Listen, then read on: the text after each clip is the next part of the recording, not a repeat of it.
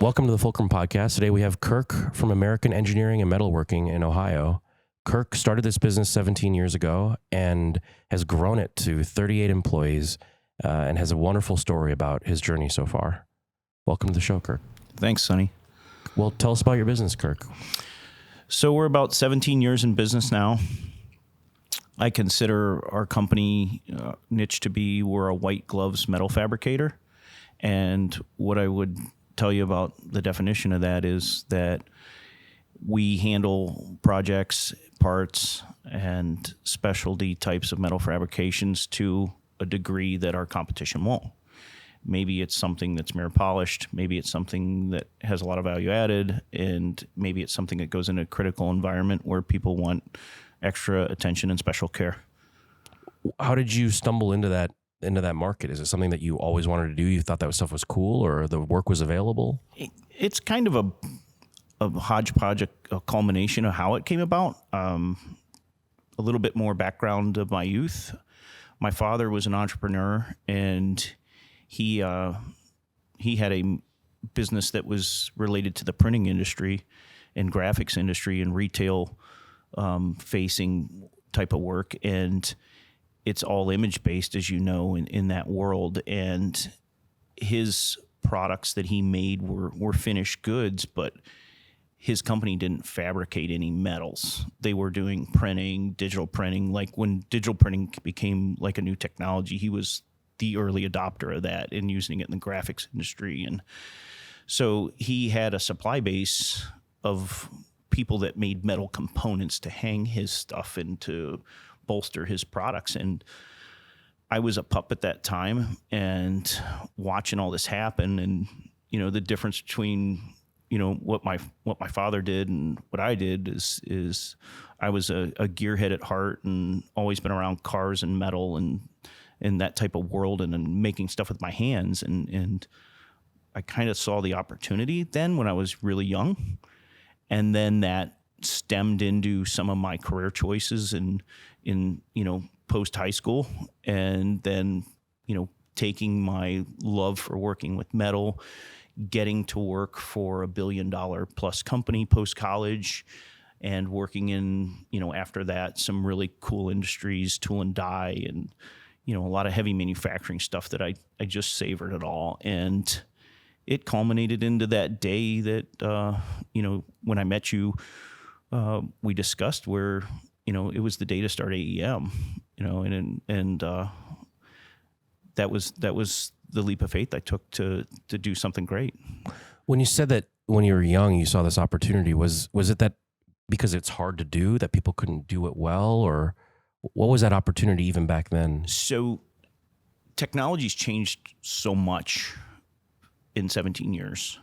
But at that point back then, I saw that people were looking at it, the metals business and the fabrication of metal, as like a World War II kind of mindset, right? They were not using CNC equipment.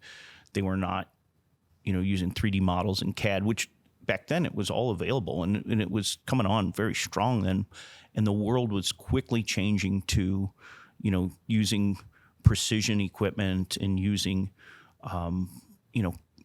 real 3D and such, and bringing it into manufacturing. And then in the Ohio space, I knew this because I worked for $1 billion company and was doing all this, what would you call cutting edge and proper practice. And then when I would reflect back to my father's suppliers, looking from this $1 billion company back to, the signage and graphics world and the supply base he had to work with, the small businesses, right? The small manufacturers that a typical larger company would, have as a supplier.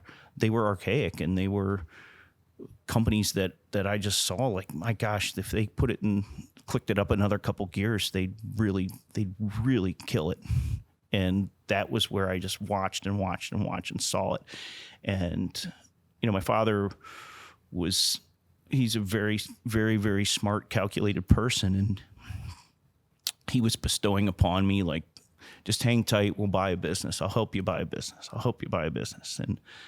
And I looked and scanned and I sent letters, I was like, where's the situation? And my father's like, well, somebody will get ill, somebody will get a divorce. There's all these reasons why businesses sell, and a good business will pop up for sale, and, just be patient.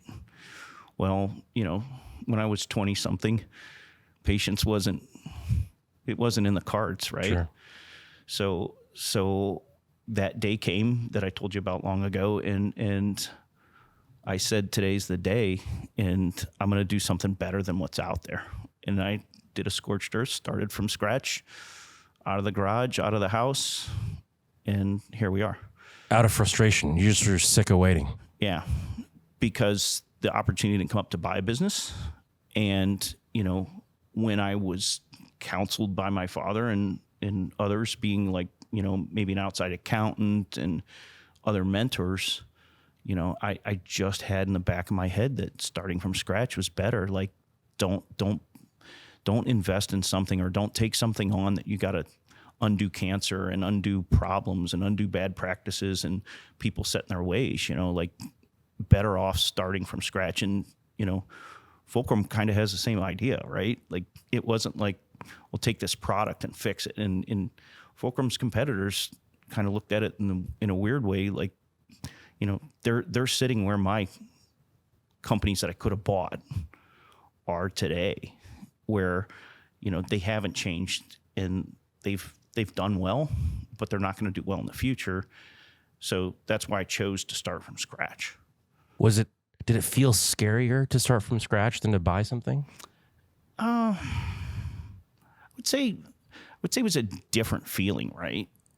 Like, I would almost say it's less risk, because, if you bought a business and you go on the hook for some, big amount of money in this, loan from a bank, and, hey, I got to buy out X partner or buy out X owner, it's a big number, and you're shoveling every month to get that situation out of your life. And with starting from scratch, you're taking on the risk as you can, building it brick by brick, which is one of my philosophies, and taking it on as piece by piece, bite by bite. And I think it was palatable for me. It was stressful, and I think we've all been through that. Like, anybody's listening to us talk today, as an entrepreneur, there's goods and bads, right? There's days where you want to vomit. There's days where you can't sleep. There's days where you think you're going to lose everything.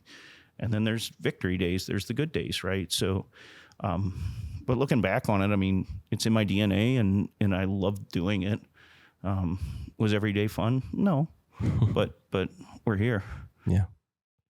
So the biggest challenge in starting from scratch is getting that first sale, getting someone to take a risk on a new shop in a new place with a new owner. Yeah. What was that like for you? How did you overcome that? So that was kind of, it was an interesting lead in, and, it happened in a good way.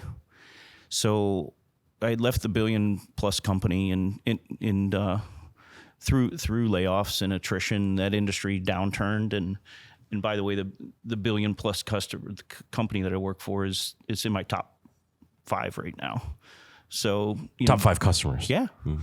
And one of those philosophies is, I really believe in the golden rule and not burning bridges and treating people right. And it was something that was, instilled in me as a youth.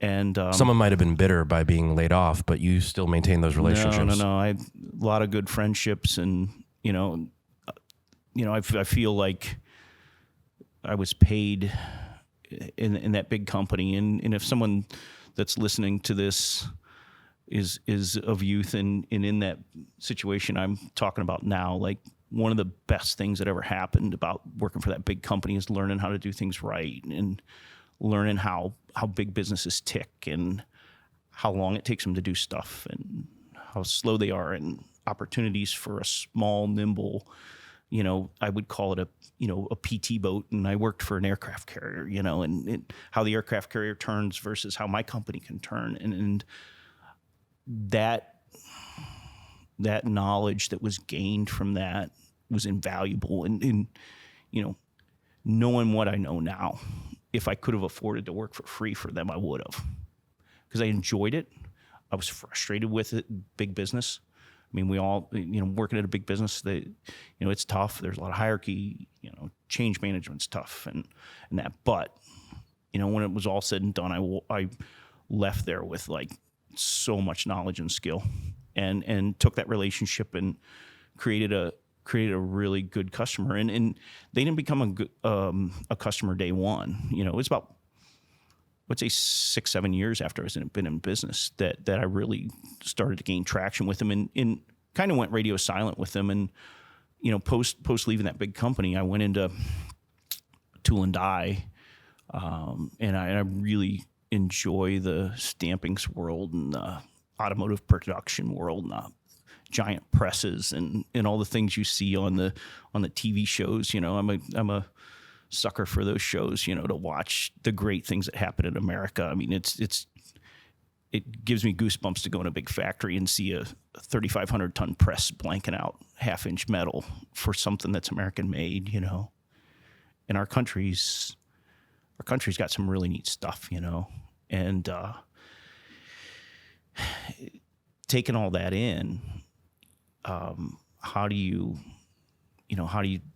boil that down into something that a guy in his garage can start from and work towards, and walking away from the big company, going into tool and die, I was kind of like shrinking down, like going back into what was attainable, right?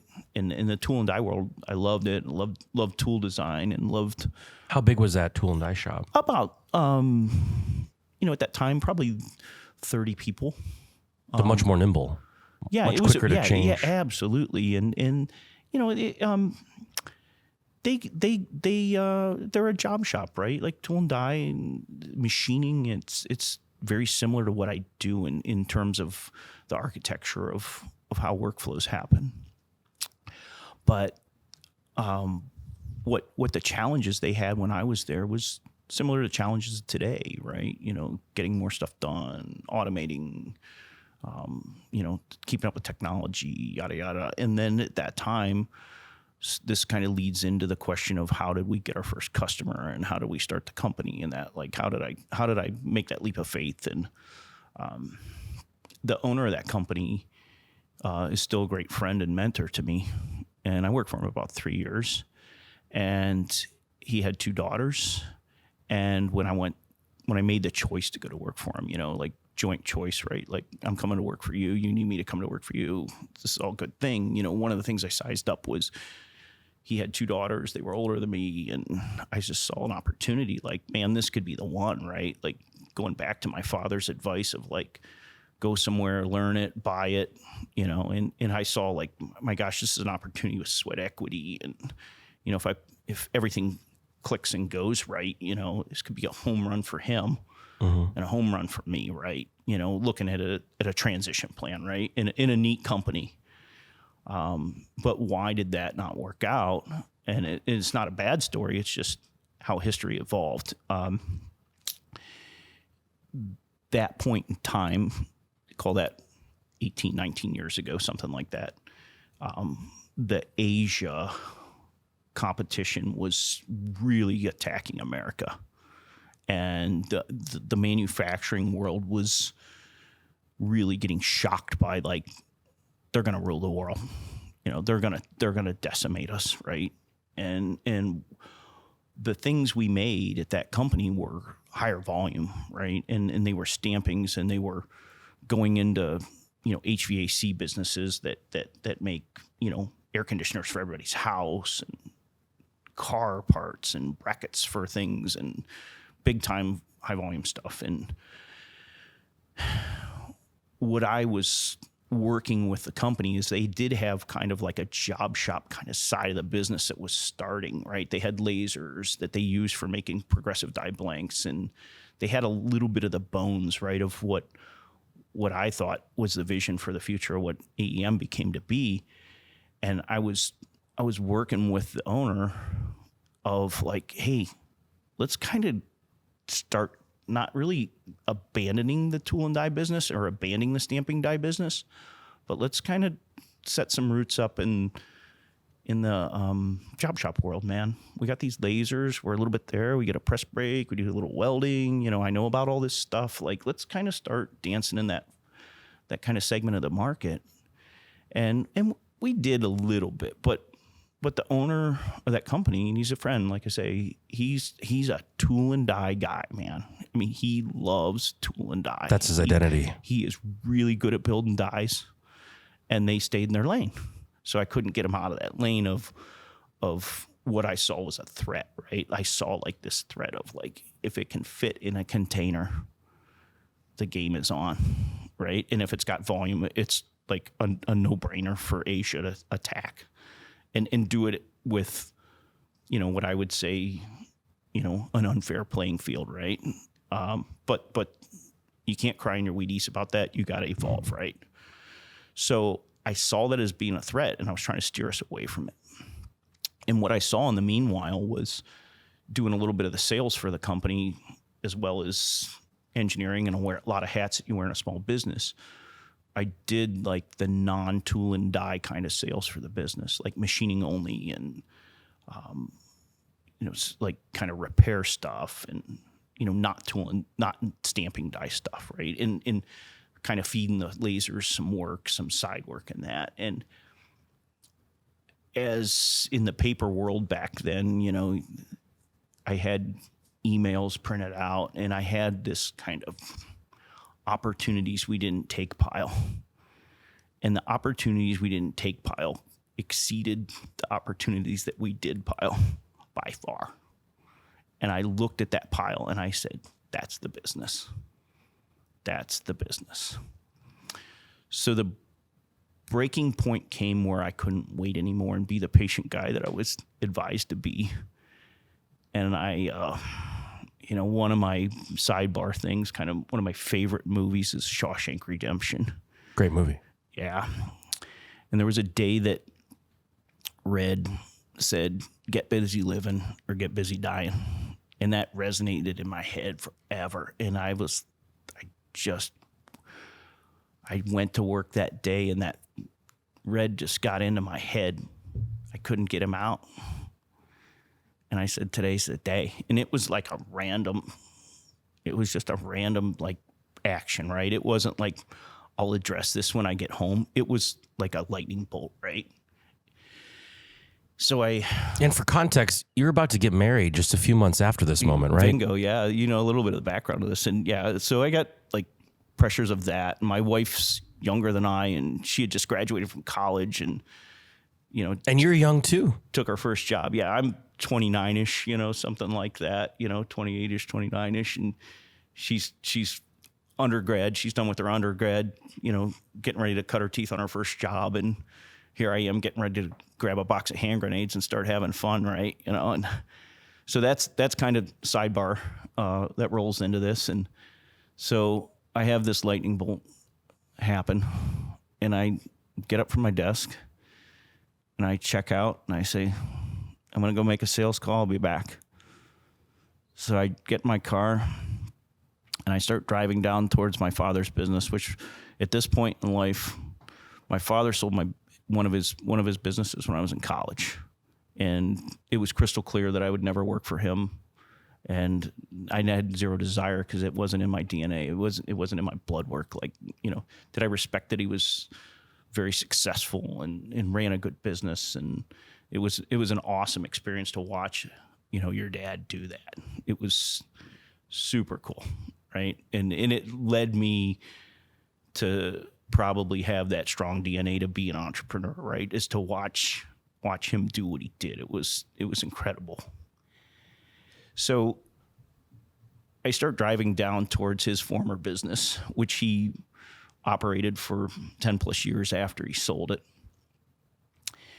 And I walk into his office, which it was 5 minutes-ish away from this tool and die place where I worked. And I walk in, I said, Dad, I'm going to hit you with something.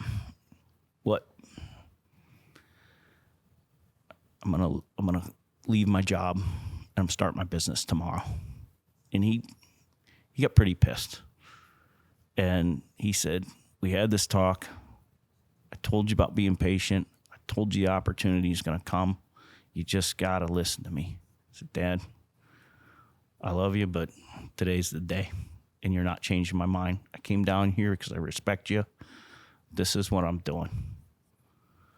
And I should back up a fuzz and tell you that even though at that point, all the ultra respect for my father, I had to consult somebody that was going to be a big part of my life in 30 days. And so I called my wife, Annie, which was my fiance at the time. I'm driving from building to see my dad, and I called her first, and I said, Annie, I said, I can't take it anymore. I said, I have to start my own business. I have to do it. It's just eating me alive. And she didn't blink one eye. She didn't pause. She didn't say anything. She said, you need to do this, and I can't stand to see you miserable anymore. And I know it's eating you alive. And so she had my back, and I had the green light from her to step on the gas, right? So then, I had to go break that bad news to my dad, which didn't go as well, right? And then I went back to the owner of the tool and die shop, and I told him, I said, hey, here's what we're doing. I said, I'm going to put in my notice that I'm resigning. I don't want to be upfront with you. I'm going to start my own shop. We're not going to compete. We're going to still be friends.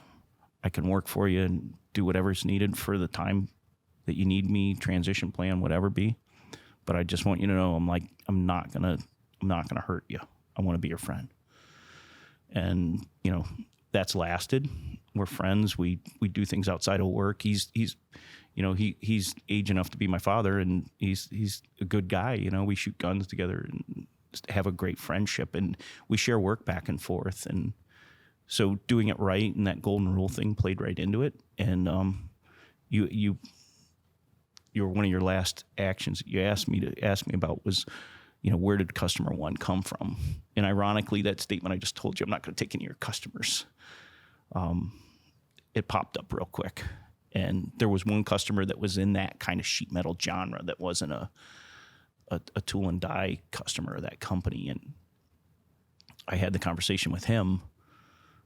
I said, John, I'm going to hit you with something today. I said, I'm leaving, and I'm starting my own shop, and everything's going to be fine. You'll be taken care of here, and don't worry about it. And this was a personal friend of the fellow that owned the tool and die shop. And he like hit the brakes real quick. He's like, whoa, where are you going? What are you doing?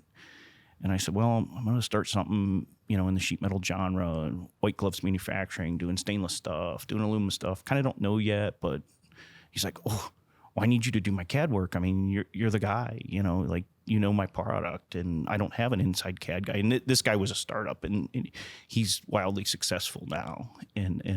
But at the time, he was small. He was, I'm telling you, like humble beginnings, man. And we just had an open house, and he was customer number one. And we sent an open house at the holidays there between Christmas and New Year's, and he was there, and we were just laughing about like, hey, you remember like borrowing stuff and like sharing resources and trucking stuff with snow on it and cleaning parts off because we didn't have a box truck, and just that rags to success kind of thing where we look back and say, man, he was in a storage unit. Like his business started out of a storage unit, and now it's tremendously successful. And we laughed about that. And going back to the guy I used to work for, I mean, I went and declared, I'm like, this is dicey, man. I'm already bouncing off the guardrails of one of the pillars of what I just told you. And he's like, no, we're cool with that. So that's how customer one happened. And it's a great story. And they're probably like, pretty far down on the customer list in terms of like dollars and cents. But it's so rewarding to me that we've retained them and partnered with them and grown with them. And I've built a company that served them and more, right? Like, anything they ever needed. And they never had to worry about me scaling up to be part of their success. And they really have grown a lot. And we've kept them. So that's a cool thing. I want to keep it at this whole starting the business thing and rewind it a little bit. I know this because you told me this, but you grew up watching your dad start a company. Yeah. Sleeping in a sleeping bag. Yeah. Rags himself. Yep. And you chose, even though you saw it, to do it yourself. So tell me about that experience, about what you learned and what you saw and how you applied that to you starting your own business. Yeah. So, my father's work ethic is, I wouldn't say second to none, but it's up there, man. If there's 300 and some million in this country, he's up at the top, right, of his ethics, integrity, and drive. And when I was really little, the one story I kind of mentioned to you in past conversations we had is, he had the opportunity to buy a small business and turn it into something giant. And he saw the vision to do it. And I was 6 years old-ish. And he was working for this company that he eventually ended up buying. And he worked to the bone, Saturdays, Sundays. He wouldn't come home for long periods of time because it was too much time to come home. Not that he lived far away. It was just, that's how tireless he was. That's how driven he was. And so, seeing that and watching a lot of lessons, and as he succeeded was invaluable. And then growing up, like, how long did it take for him? How long did he sacrifice and push for before some success happened? I would say like a good 8 years, and he had a good partner, but they had a lot of struggles, right? They had, financial challenges, human resources challenges, space challenges, and they got into a business segment of America that was really exploding. And, people, when I was little, you go into a retail store and it was a retail store, right? It was an old hardware store. It was X, it was Y. It wasn't the glitz and glamour that you see in today's retail world.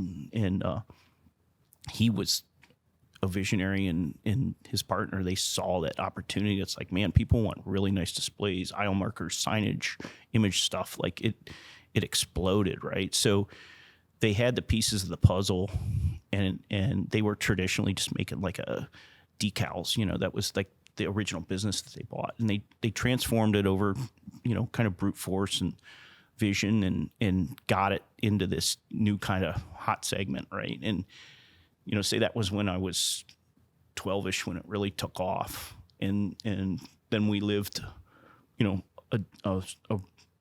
awesome lifestyle, and he provided, a great childhood and living for us. But it didn't come easy, right? Like, it came with brute force and hard work, and he never let up, never. He took a lot of risks, and that, I'm sure you and I will talk about risks here in this conversation, but I really watched him take some strong risks, and we all have to do it. And if you don't have the tolerance and the DNA to take a big risk like that, you're never going to do it, right? But I learned from him, like, you push your chips in and you bet on yourself. And I always asked him like certain questions being a youth, and he didn't understand stuff, and he'd always bestow on me these one-liners, like just little simple answers that were a book of knowledge, right? And I said something about stock market or something when I was a kid. We had general business class in high school or something, and he's like, Kirk, I'm going to tell you something. There's no one ever better to bet on than yourself. That's why I bet on me, and he taught me a lot of stuff where, like, push your chips in on yourself, man. Don't invest in somebody else. Do it yourself. And so that all this stuff maybe be springboards to building blocks to starting AEM. And as that all went on, as he succeeded, and always told me, like, and it's something that's really relevant to probably the latter part of our conversation, is it's harder to stay on top than to get there. And he was dead right with that. And I watched him, and he'd always say it. And, the latter part of my youth, we lived at a country club, and he was the master of showing me the people that took their eye off the ball where they'd be the guy with the Porsche at the country club. They'd be the guy golfing 4 days a week. And then they'd disappear, or they'd get arrested. They'd do something fraudulent. And my dad would just rub it in my face about getting there is not that tough. You got to stay there, right? And you take your eye off the ball, you're going to lose it all. And he beat that into my head. And I think my ethics and dedication to my team and my family and my business, it came from that of like, knowing that's out of bounds to take your eye off the ball. And in business today, it's even tougher. I think when the times we're talking about, I think competition wasn't as fierce and opportunities, were a lot different then. And now we're in a dog eat dog world more so than we were back then. So those lessons that he gave you, did that translate into you starting instead of buying and transforming? You saw him transform this decal business and it took 8 years. Like, Yeah. were you trying to shave off some time and learn a different way than what he was trying to do? Well, back to the risks, it's like, I watched him grab hand grenades and toss them and succeed and work through it. And he'd jump off the cliff, right? And then he's encouraging me to be patient, and the same guy that's this business savvy, risk taker is urging patience on me. So my wires are crossed in my head. And, to answer your question, it's like, well, he did it. Why not? Mm-hmm. So that was probably the impetus for me to do it quicker. Right. Right. 8 years into AEM compared to 8 years into his business. Was it easier for you? Was it harder for you? I would say that, if you compared his experience to my experience, he didn't have a mentor like he was to me, and didn't, give me a first class ticket to watch, right? And my wife and I both believe, we're trying to teach our boys who are 6 and 10, like, you are who you surround yourself with. And I learned that real quick in life too. And I surrounded myself with some other people that were more in the industry of machining and fab than what my dad did, and picked a guy that I had tremendous respect for. And he became a mentor of mine too, in a way that just, you meet a good person, and I'm a young guy, and, I think good driven business people love younger driven business people, and there's just this natural gel. And if you're willing to soak up stuff from somebody that's, an ace in something, and you go about it the right way, they'll teach you the craft. So I partnered with some other people and surrounded myself by another person that actually became a mentor to me really quick, and taught me, I would say in a shorter time, many of the tricks of the trade. Crazy business strategies, how to finance stuff, how to negotiate a machine tool purchase, how to do things yourself rather than paying others. And some of those tricks that I learned from him are the same values, and same invaluable things, where it's like my friendship with that person is just absolutely invaluable. And sidebar to that, that person was a person that bet on me when I did this leap of faith and wanted to start my company. Obviously, we talked about my dad being not supportive of it, right? And so then it comes into, just getting married, working for others, didn't really have any capital. And, how does this all start now? You quit your job, gotta have something, right? Got a customer. We talked about that. So we got all these pieces laying on the ground, and really the glue of it's a building and money and some machinery, right? So this mentor friend that I was telling you about, I went to him, and I was getting ready to get married, obviously, and, looking at SWOT analysis of my situation where I stood at the point of leaving this job. And, one thing that was probably a big threat was not having health care insurance, because I'm not married. My wife's just taken her job, can't get on her insurance. And, with today's medical world, like, going uninsured is a bad thing, right? So it was something that, what am I going to do about that? So this mentor person I'm talking about had a phenomenal machine shop. It was an incredible company and wildly successful, knew what he was doing, did worldly work, like did work for people out of the country, and did work to levels of precision where you start counting on your hands in the country of who could make some of these huge parts that he made. And so I quickly, respected it and wanted to learn the secret sauce, and wanted to see what he did.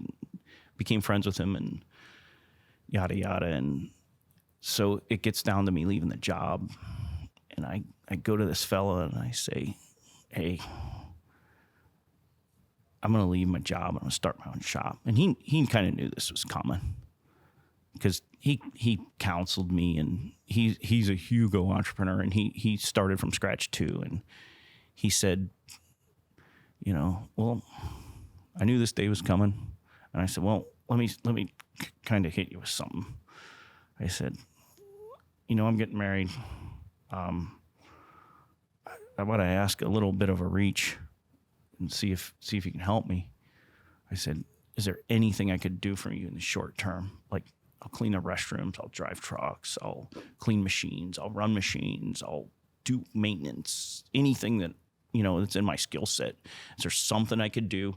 Not really interested in the money so much. Yeah, a little bit of subsistence money would help, if I took pay, but could I get on your insurance and have, something just to bridge me till my marriage is, done, and I get on my wife's insurance and that. And the guy at that point in time in his life, he's a big cigar smoker. He's really neat, kind of strong dude, and he pulls a cigar out of his mouth. He said, well, Kirk, I don't have nothing for you.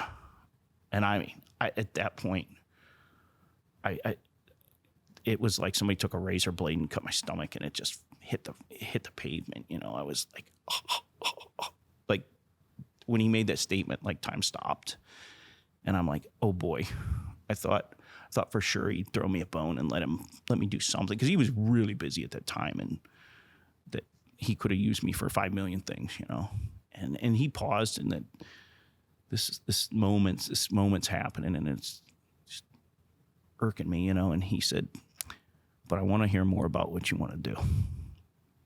And that moment was when basically I, rolled out like everything that I visioned AEM being that time ago. And I said, that's what I want to do. And he said, well, I'll tell you what.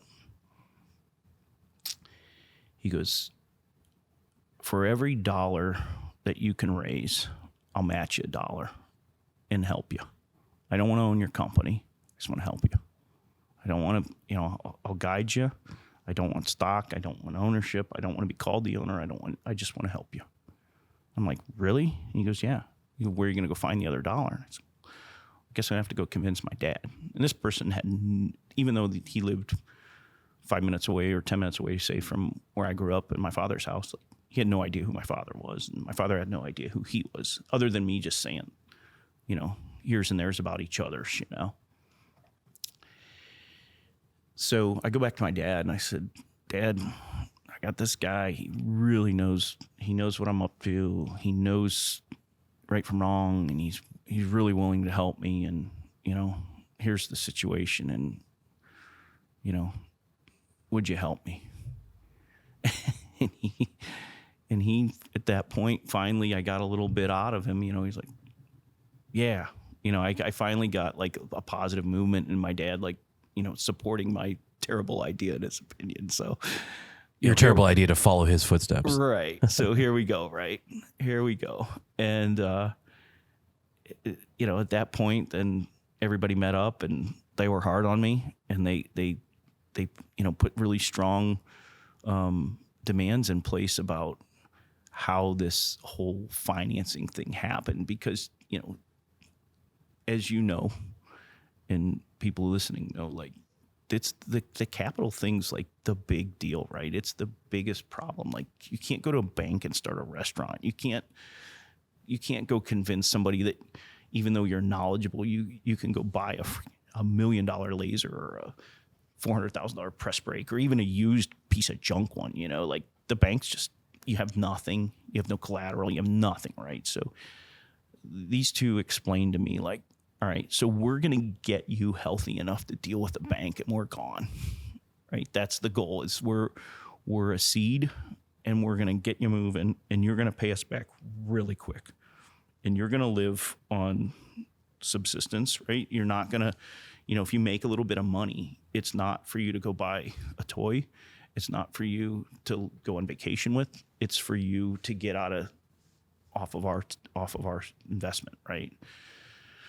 So I bought into that, and my wife and I tightened our belts, and we lived very humbly for a long time, to about 3 years, let's say, to work that off, and we did. And then at that point, AEM had been pretty darn successful, and we were in with banks, and at that point, like, I had made some money off of one big job, and I had $50,000 in cash in my bank account, and those guys were gone, paid for, and then it was time for me to take, when we start talking about this risk stuff, right? It's like, here comes the big one, right? The laser, and that's the whopper in the fab shop. That's the big ticket item, right? Besides a building, obviously, but You did that right away after paying them back. yeah, The next day. literally, like, yeah, I had that $50,000, and I'm like, that's the next piece of the puzzle, man. That's, if I'm gonna go, I'm going, and not having that tool in a fab shop, having that anchor machine, and it's not necessarily just a laser. It could be in a machine shop. It's a big mill or a big lathe, or it could be a CNC punching machine, or it's that anchor that people want to use to surround you to do business with, right? And if you don't have that, you're not formal, right? You're not a player.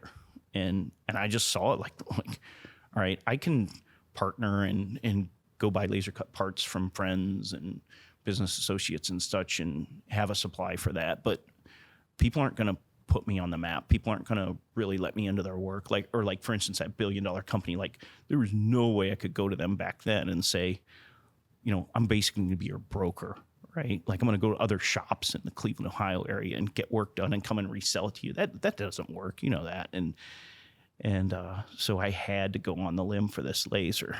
And, my father, he said to me, he goes, here's this guy.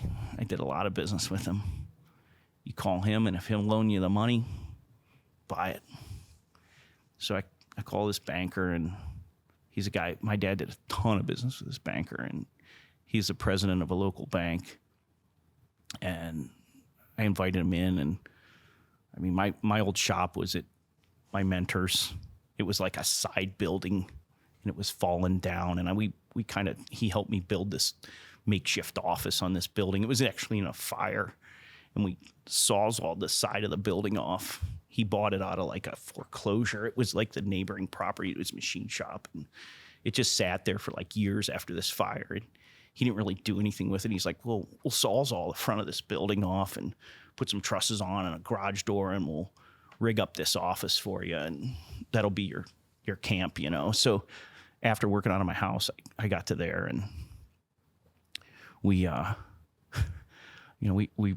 did the work ourselves, right? Like, I would make parts. I had a press brake at the time. I had rolling equipment and welding equipment, and I had 2 or 3 guys working for me. And, and when we didn't have work or it was after work, we'd lay block, or, this person that I was telling you about, my mentor, he had like a lot of resources. He was a farmer, and he just believed in having like means to production, right? So he wouldn't hire a general contractor. You just go buy a mini excavator and you do the work yourself, or, you lay your own block, you pour your own cement, and it was such good medicine. It was such good medicine for me to learn that.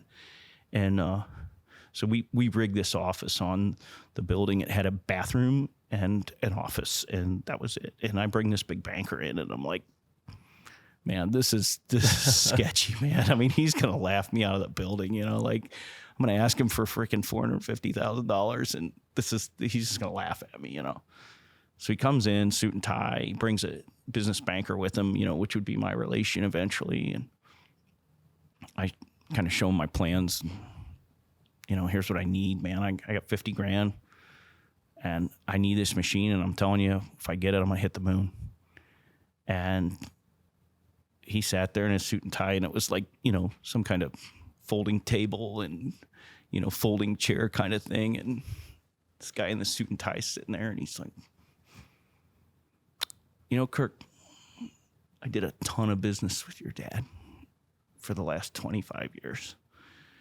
And I'm telling you, he took some risks that just scared me. He did things that were so out of bounds, and pushed us in the banking world to do really risky things to provide for him as a bank.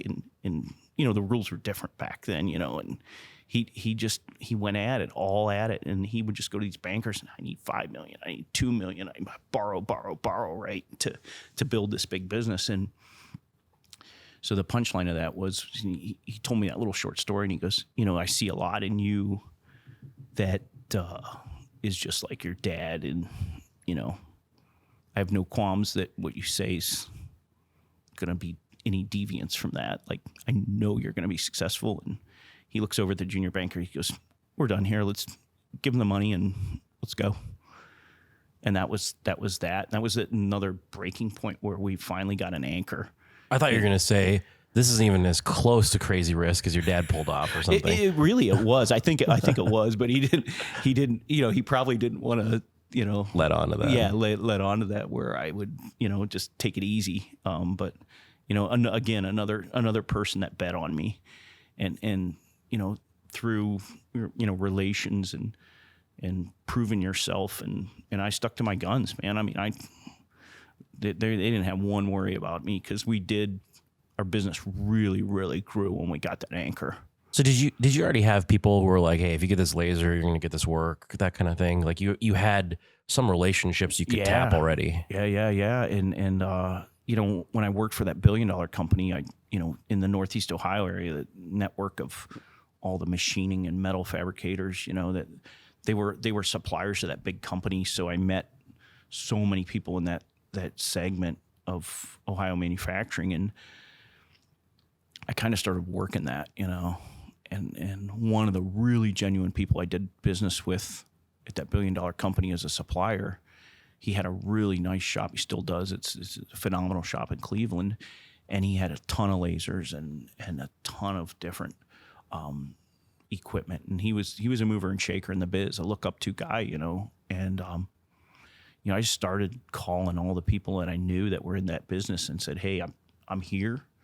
Do you have any overflow? Do you got anything that, that I can start cutting my teeth on? And I had customer one, like we were talking about, and, my dad's business, obviously there was some opportunity there. So even though it wasn't his business, I earned in and gave the company that bought my dad's company fair prices and won a lot of that work. And, just started shaking the tree. But that business in Cleveland, all those people that I called in that stack of business cards from past experience, like they all laughed at me kind of. They were like, yeah, whatever. Nice talking to you, bye, And one guy out of that was like, get up here right now.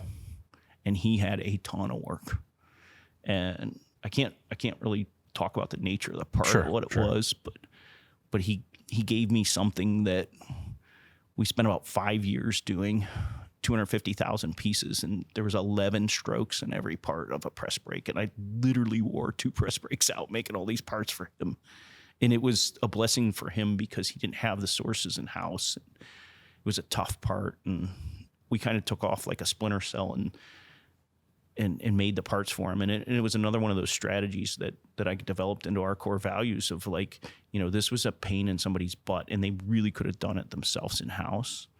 But I realized, like, if you solve a problem for somebody, there's opportunity. Did you think at all, like, maybe we were not going to be able to do this or not going to be able to do it well? Like, that's a pretty big jump in complexity for you at the time, right? Oh, yeah. And press brakes were really changing then. And I bought, like, with that seed money, I bought pre-laser and all this stuff. Like, I bought this really sophisticated press brake at the time and had a piece of the puzzle that really Northeast Ohio didn't have at the time, and so I could go prey on tough parts, right? And that's kind of that proposition that I did for that guy in Cleveland. And he said, get up here, come see this. Here's a part, we're not succeeding at making these in-house, and it's really difficult. And so I sat down with his team, and his team didn't really know me at this point in time because I never really showed up at that place much. I was just a customer, right? In the $1 billion company world. And we sit down in this meeting. There's this company's, it's formal. They do business with, a lot of walks of life, bigger companies, and they got a big staff, right? It's not a little job shop. It's a successful, well manicured job shop at this point in time. And the top brass of this company sitting in this room, and the owner wasn't there. He just said, show up and give me your stuff. I know you're a smart guy. You can figure this shit out, And so I sit in that conference room, and the management of that company is like, basically the only reason why we're doing this is because we were forced to, and you're going to fail at this. I'm like, okay, well, I'm going to take this stuff. I'm going to load these blanks up in my truck. And I worked like day and night. I made tools. I did everything in my power. I'm like, I am going to prove those assholes so wrong. And I worked tirelessly, and I took them up a perfect part. And they all were like chin on the ground. The owner's like, give them the work. So, again, that sweat equity, that never giving up, never quitting, do or die kind of thing, it paid off. And it was that anchor that, again, it went into leading to making that $50,000 that I was telling you about. Like, all those pieces start coming together as the business starts launching, right? So, and then obviously further progressions, we're kind of out of the gate at that point. So in all that tornado, what was the first gut-wrenching, almost vomited in the toilet moment for you? So we borrow the money to get the big laser, and we get it there. Or we don't get it there. The banker story happens. I negotiate a purchase for a machine tool with a machine tool company that I'm phenomenal partners with now, and they saw in me like, this is a guy to throw a bone. And they, I had a limited amount of capital, and they let me get the most for my money and gave me a really good machine and flexible financing and all that. And so I fly up to their corporate headquarters and negotiate with this. And my mentor, not my dad, my other mentor, he's a whiz at buying this stuff. And he's giving me all these sidebars, like, here's how you hit this angle, and here's how you, talk about, break this spread on this part of the deal and this part of the deal. And he gave me all these little inside things of, like, I went to them probably a lot more astute than they expected as a first-time machine tool buyer. And it paid off, right? But I go up there, I negotiate the machine tool purchase, and I fly back home, and I threw up for 3 or 4 days. Why? Because, like, what the hell did I just do?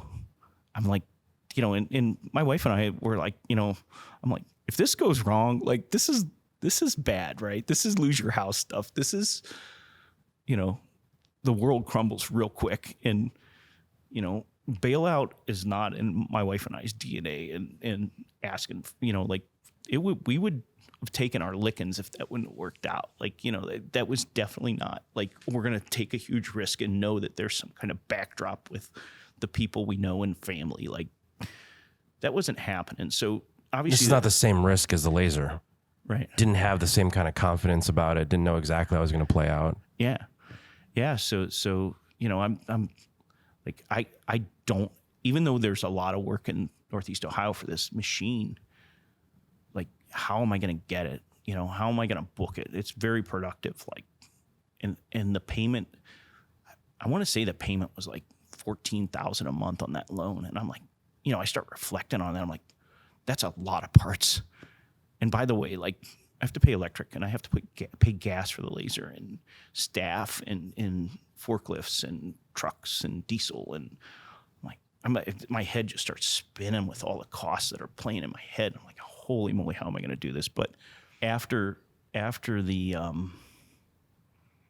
vomiting stopped, I focused and stepped on the gas, and we quickly outgrew the building and went into the next step of, going into a monster building. And at the time that was 2008, and the world was crashing. Not doing great. Yeah.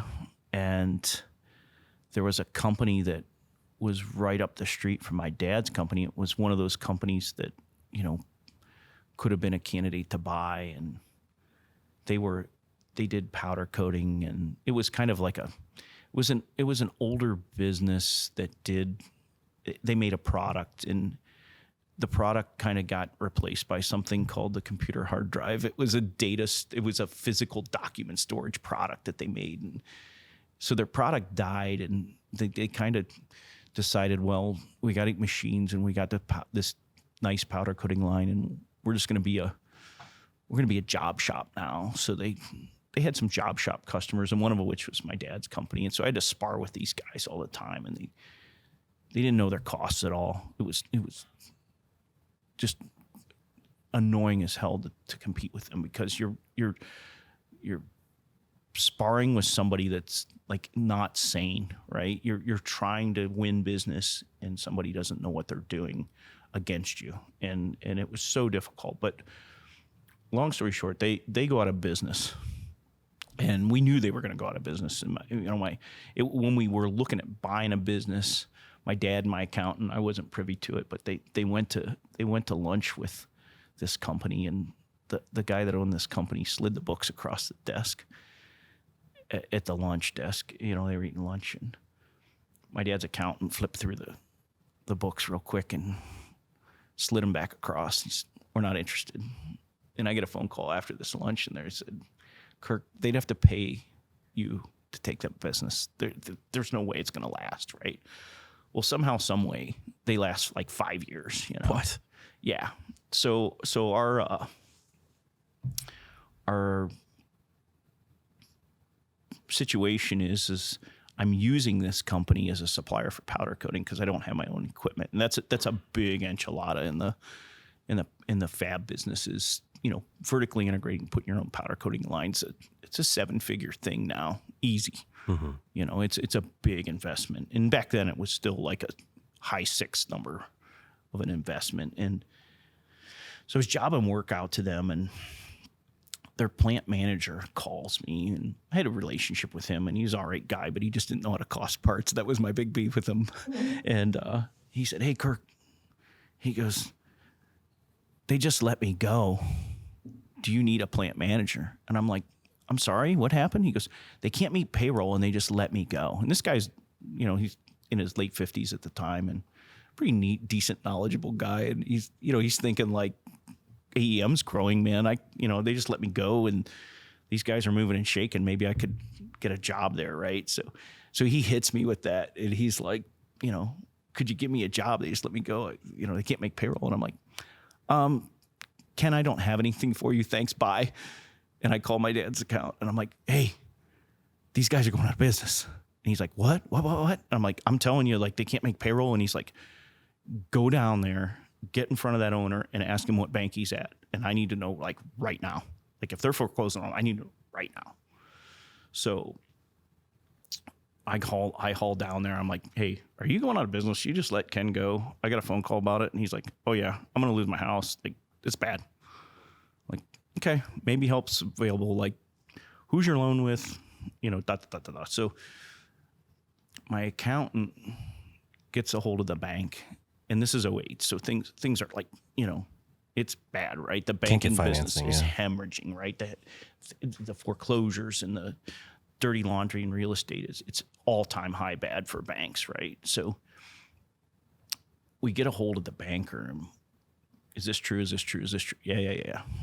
Can I have the loan documents? So we get the loan documents, and my accountant was really savvy and smart guy, and reads through all the loan documents. He goes, you can buy this building for 1% of what they owe.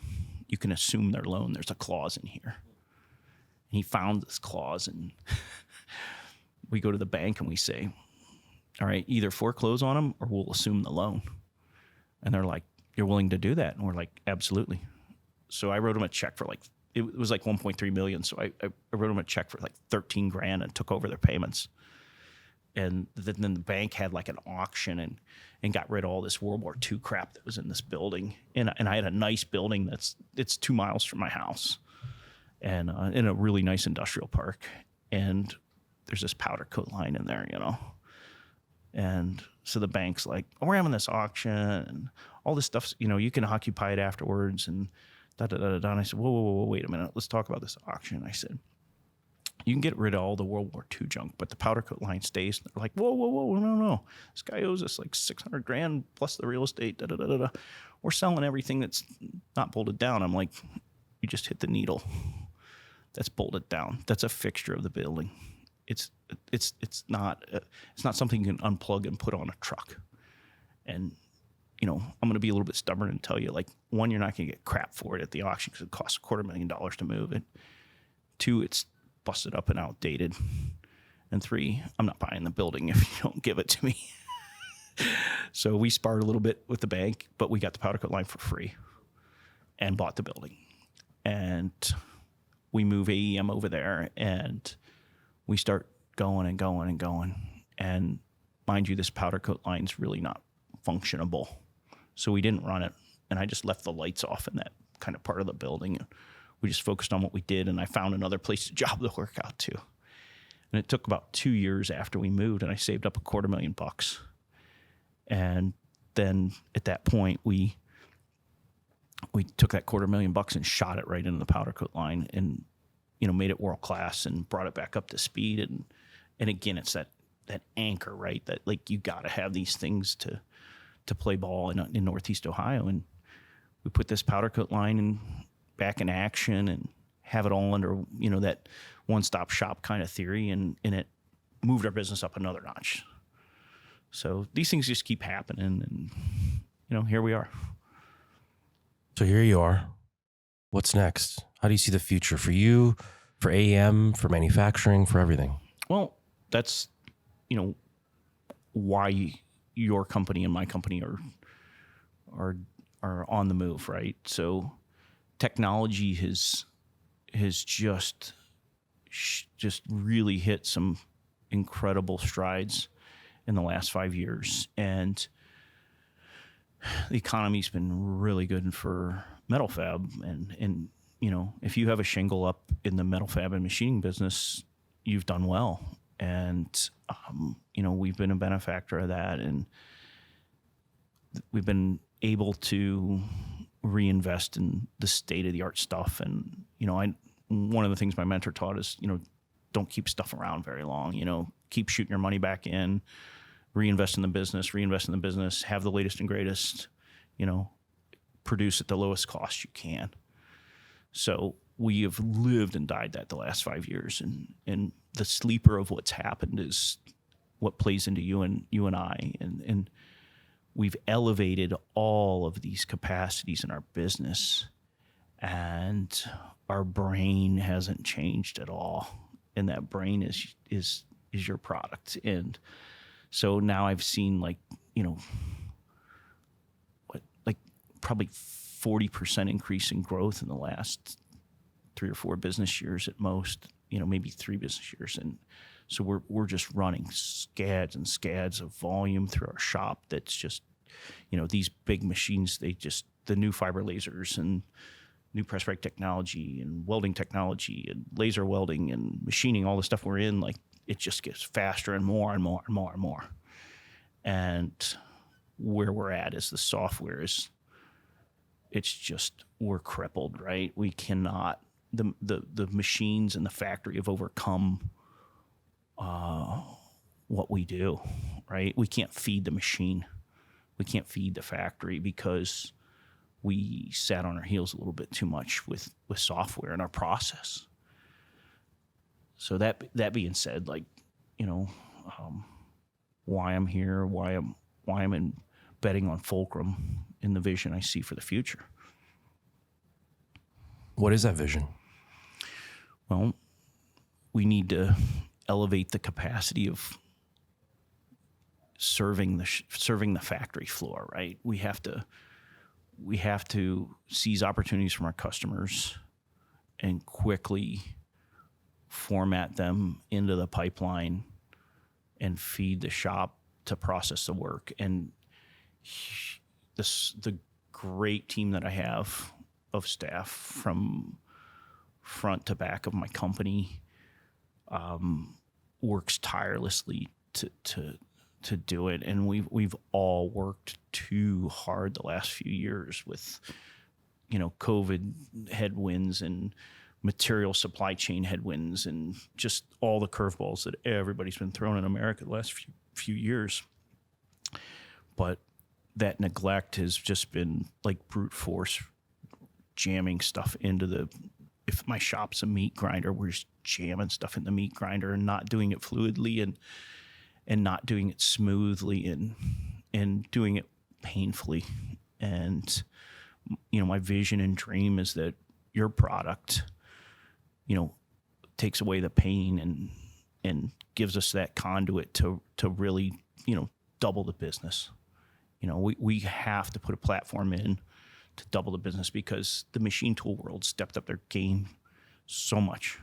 And the demands from the customers are fiercer and bigger. Onshoring, all these things are happening like super fast. But we got to get this nexus. We got to get this brain in place. And, we're betting heavy on our relation to build that. And I'm so excited about it, and I'm so excited for, the factory of the future and to show the world what we're up to. I don't want to unveil the secrets of what we're doing. Sure. And I'd love for your product to be a strategic, hidden thing in Northeast Ohio that nobody knows about, but the cat's going to get out of the bag and hopefully we're ahead enough and hopefully that others aren't as risk tolerant of what we're doing because, doing a brain transplant on a $16 million company is not easy. And, it's not, I've watched our customers, in your space, like my big customers, hundreds of millions of dollar companies in all different types of manufacturing.